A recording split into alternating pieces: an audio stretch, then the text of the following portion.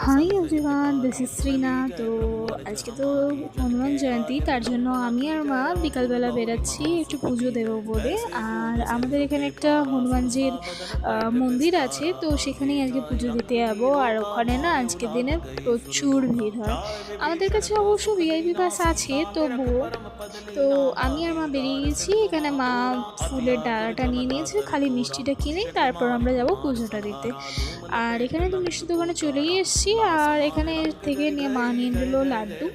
আর দেন আমরা যাব হচ্ছে ওই পাড়ে। আর তোমরা যদি লোকেশনটা জানতে চাও, এটা হচ্ছে দমদম একদম স্টেশন থেকে নেমেই একটা অটো করলেই তোমাদের নামিয়ে দেবে হনুমান মন্দির।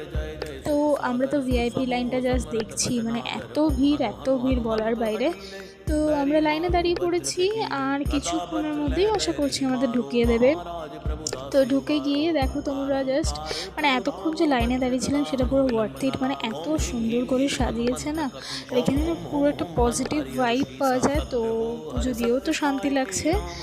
আর এবার তোমাদের দর্শন করাবো হনুমানজির, মানে এত, মানে মুখটা দেখলেই আর কি শান্তি পাচ্ছি। তো তোমরাও দেখে নাও। আর এই তো এবার বেরিয়ে যাব হচ্ছে, পাশে একটা রাধা কৃষ্ণের মন্দির আছে, সেখানে একটু পুজো দেবো, দিয়ে বেরিয়ে যাব হচ্ছে হনুমান মন্দির, যেটা তোমাদের দেখালাম তার পিছনেই না ফাংশন হয় আজকের দিনে।